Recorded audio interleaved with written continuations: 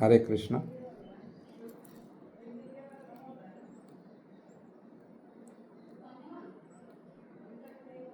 तो मैं एक प्रयत्न कर रहा हूँ,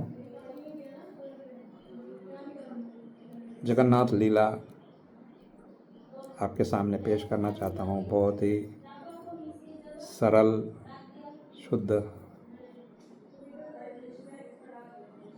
और जो बोलचाल की हमारी भाषा है, इसमें जगन्नाथ लीला बहुत दिनों से मेरे मन में था और फिर मुझे हिज होलीनेस भक्ति पुरुषोत्तम महाराज की पुस्तक मिल गई, जिसमें उन्होंने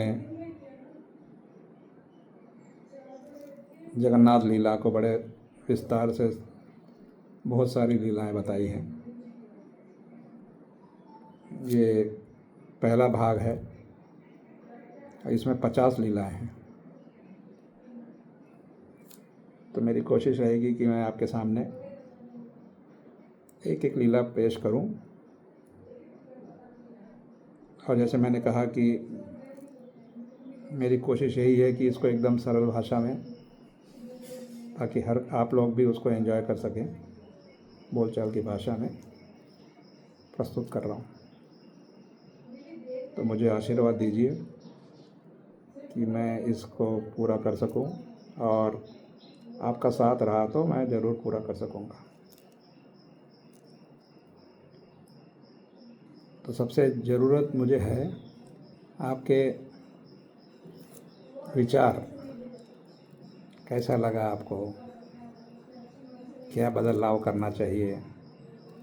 क्या मैं बहुत फास्ट बोल रहा हूँ या स्लो बोल रहा हूँ, या भाषा ठीक नहीं है? जो भी कुछ आपको पता दिख रहा है, समझ में आ रहा है, और आप चाहते हैं कि इसमें कुछ बदलाव होए, तो कृपया मुझे बताइए। तो चलिए शुरू करते हैं। जगन्नाथ स्वामी की जय।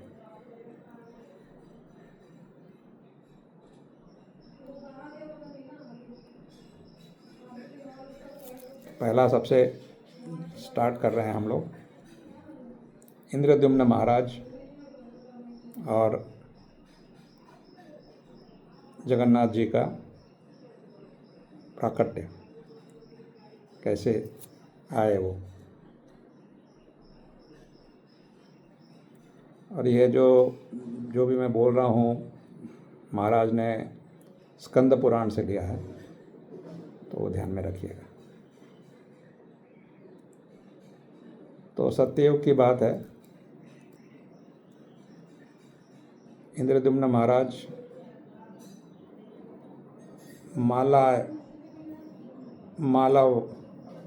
मालवा के राज में का जो एक हिस्सा था, मालव नाम का, उस पर राज कर रहे थे। और वहाँ की राजधानी जो थी वो अवंती है।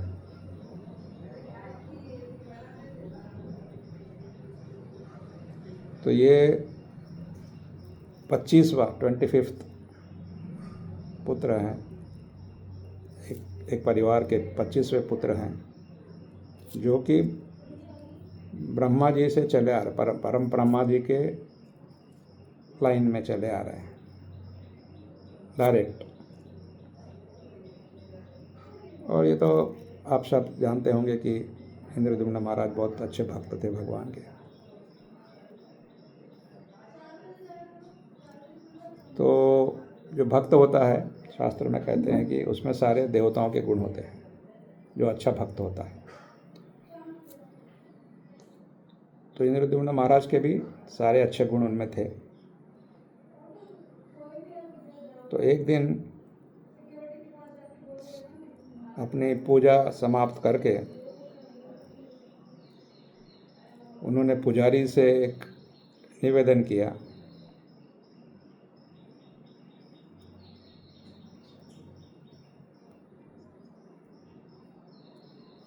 मुझे ऐसा तीर्थ बताइए जहाँ मैं श्री भगवान के दर्शन आमने सामने कर सकूं।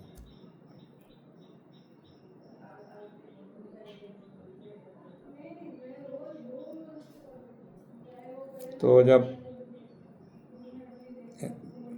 पुजारी को आदेश दिया उन्होंने, तो पुजारी ने जो तीर्थ यात्रा करने आते हैं लोग, उनको सबको इकट्ठा किया और हाथ जोड़कर और बड़े भक्ति भाव से उन्होंने जो तीर्थयात्री थे उनको पूछा कि आपको कोई ऐसी जगह पता है जहाँ हमारे महाराज जाकर भगवान को अपने आँखों से देख सके। तो एक तीर्थयात्री ने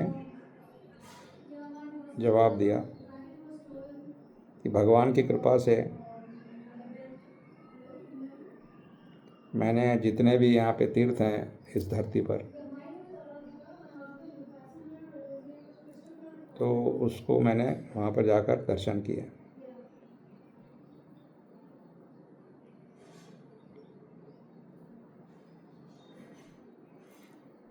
तो मैं आपको ऐसी जगह बता सकता हूँ कि जहाँ महाराज जाकर भगवान के दर्शन का आनंद ले सकते हैं।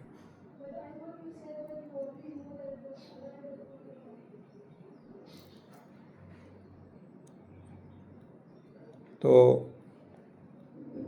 भारतवर्ष में जहाँ हम लोग रहते हैं,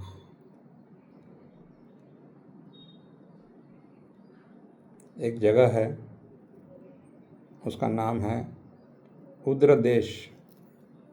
आज उसका नाम उड़ीसा है, पहले जो ओरिजिनल नाम था उद्र देश था। तो वहाँ पर जो समुद्र है, सागर है, दक्षिण सागर का दक्षिण भाग जो है,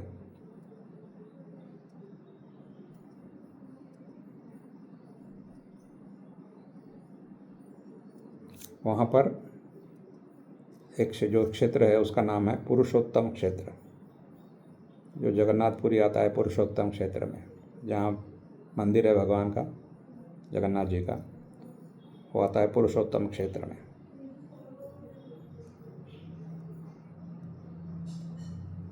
तो वहाँ पर जब आप जाओगे, महाराज जाएंगे, तो वहाँ एक उनको भव्य नीले कलर का, नीले रंग का पर्वत दिखेगा और उसके चारों तरफ घना जंगल है, चारों तरफ। उस पर्वत के ऊपर एक पीपल का पेड़ है, बड़ा भयंकर, महान पेड़ जिसको कह सकते हैं हम लोग।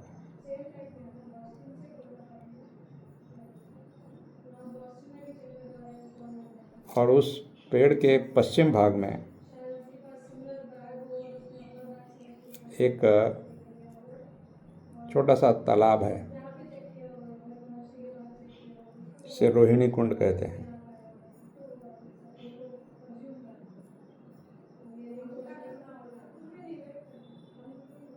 और जो पीपल का पेड़ है उसका नाम कल्पवट है।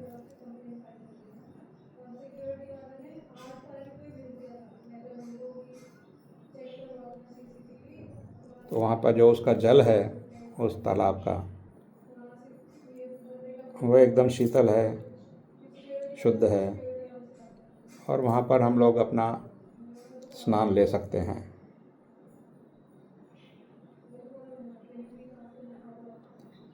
और भगवान की कृपा उसमें कूट कूट के भरी हुई है,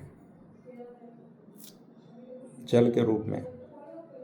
जल में भगवान की कृपा है। तो जो भी उस रोहिणी कुंड के जल में, पानी में स्पर्श करता है, उसे तुरंत मुक्ति मिल जाएगी।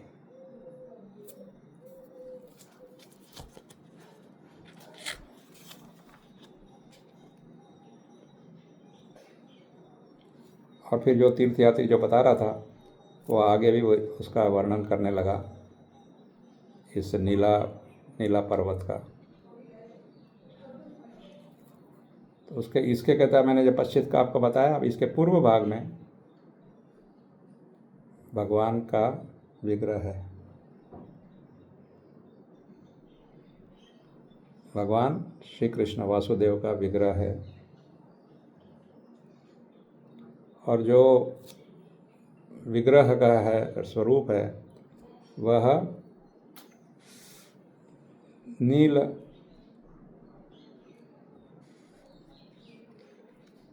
इंद्रनील मणि अर्थात अंग्रेजी में कहते हैं ब्लू सफ़ायर। ज्योतिष लोग बताते हैं आपको पहनने के लिए, अगर आपका शनि भारी है तो इंद्रनील मणि है, मतलब उसका जो भगवान का स्वरूप है।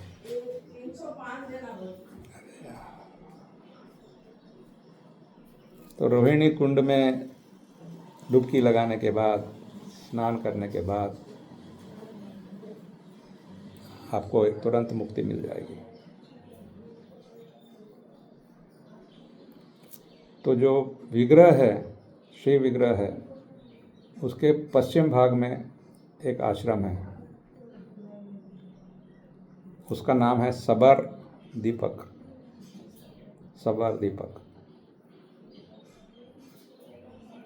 वहाँ से आपको रास्ता मिलेगा जाने का।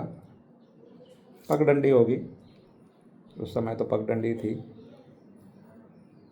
ऐसे पक्के रोड नहीं, सड़क नहीं थी।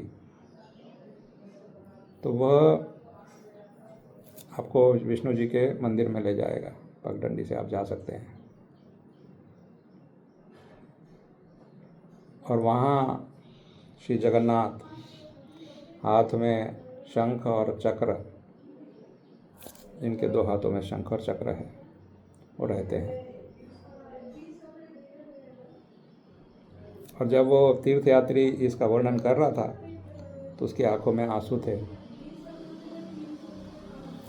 और उसके जो लक्षण नज़र आ रहे थे वह भक्तिपूर्ण लक्षण। जब भक्त देखता है तो जो प्रसन्नता होती है भगवान को दर्शन करने के बाद, वह स्पष्ट नज़र आ रही थी।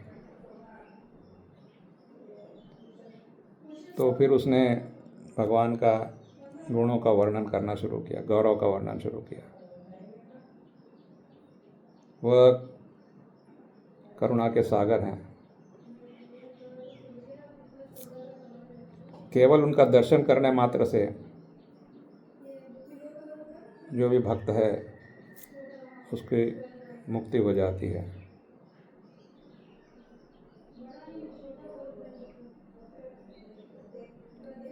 तो कह रहे हैं कि वो जो यात्री है जो कह रहा है कि भगवान को प्रसन्न करने के लिए, उनकी सेवा करने के लिए मैं उस नीलाचल धाम 1 वर्ष रहा मैं वहाँ।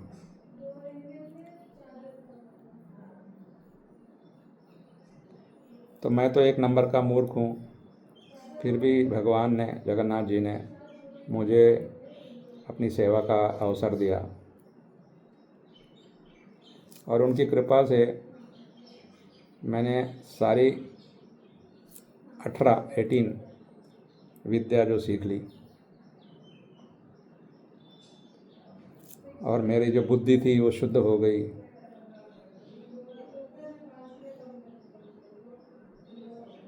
तो जो मुझे ये ज्ञान मिला, जो दिव्य ज्ञान मिला,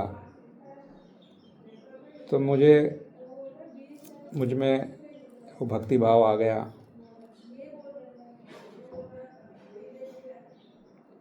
तो मैं उसमें इतना खो गया कि मुझे और कुछ नज़र नहीं आता था, केवल भगवान विष्णु जगन्नाथ जी नज़र आते थे।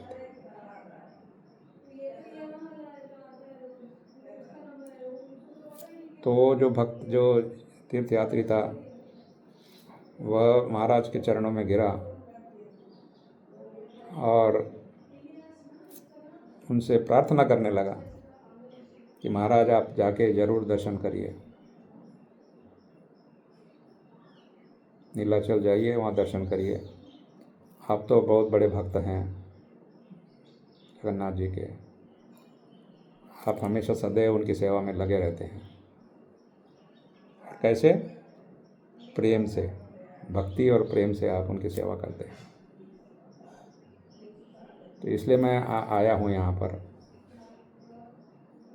तो मुझे कोई धन नहीं चाहिए, कोई वर नहीं चाहिए, वरदान नहीं चाहिए, बट मैं जस्ट आपसे एक प्रार्थना करने आया हूँ कि हाँ जाइए, और लक्ष्मीपति जगन्नाथ जी जो हैं वो विष्णु हैं और उनकी पत्नी लक्ष्मी जी हैं, तो जाइए वहाँ पर। पुरुषोत्तम धाम में वो रहते हैं। तो ये कहने के बाद तीर्थयात्री चला गया वहाँ से। तो इंद्रद्युम्न महाराज ये सुनकर उनको बड़ा आश्चर्य हुआ। ये जब सुना उन्होंने कि ऐसी कोई जगह है, तो उनकी उत्कंठा और बढ़ गई।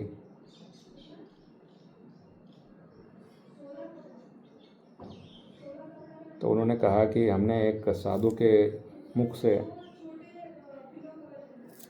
ये पूरा वर्णन सुना, तो चलिए हम सब चलते हैं और भगवान गदाधर हैं उनको जाके दर्शन करते हैं। तो वहाँ से आसन से एकदम उठ गए और कहने लगे, हे ब्राह्मण,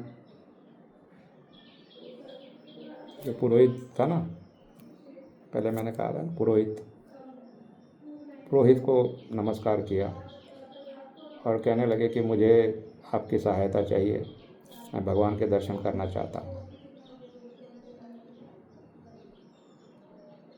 तो मुझे उनके कृपा से ही ये सारा धर्म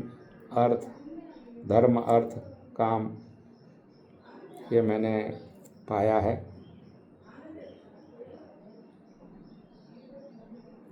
तो अभी पुरुषार्थ कहते हैं ना, धर्म अर्थ काम और मोक्ष, तो 3 तो हो गए। 3 तो अब मेरे को भगवान की कृपा से मिल गए। अभी मुझे चौथा जो है मोक्ष, उसको प्राप्त करना है। तो पुरोहित ने बड़े आदर से कहा, ये बहुत अच्छा प्रयास है, कर सकते हैं आप, और बहुत अच्छा ख्याल है आपका ये जो है। तो एक काम करते हैं, मैं मेरे भाई को, छोटे भाई जिसका नाम विद्यापति है, उनको भेजता हूँ और वो जाकर वो जगह को देख कर आएंगे।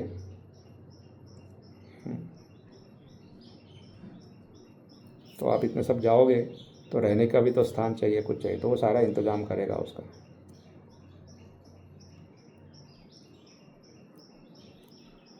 और वहाँ पर एक कैंप बनाएगा जहाँ पर आप सब लोग रह सकते हैं। सारा आप लोग पता नहीं गए हैं नहीं गए हैं, बट हम लोग जब यहाँ, अभी जैसे मैं मायापुर में हूँ, तो यहाँ हर साल 9 मंडल परिक्रमा होता है, 9 द्वीप हैं, उनकी परिक्रमा करते हैं। तो एक जगह से दूसरी जगह चल कर जाते हैं और वहाँ पर फिर वो कैंप होता है, टेंट लगाते हैं, सारा इंतज़ाम होता है, रहने का, खाने का, स्नान करना, सोना, सबका इंतज़ाम होता है। तो बना देगा, कहते हैं वो जाके विद्यापति वहाँ पर। तो वो नीलाचल धाम जाकर वहाँ से कुछ एक संदेश लेकर आएंगे कि अब आप लोग, आपको आएगा संदेश उनके उससे कि हम यहाँ पर अभी तैयार हैं, आप लोग आइए। तो इंद्रद्युम्न महाराज मान गए। पुरोहित का जो आइडिया थी, जो उन्होंने दिया था, उन्होंने कहा कि ठीक है, करते हैं। तो इस प्रकार यह जो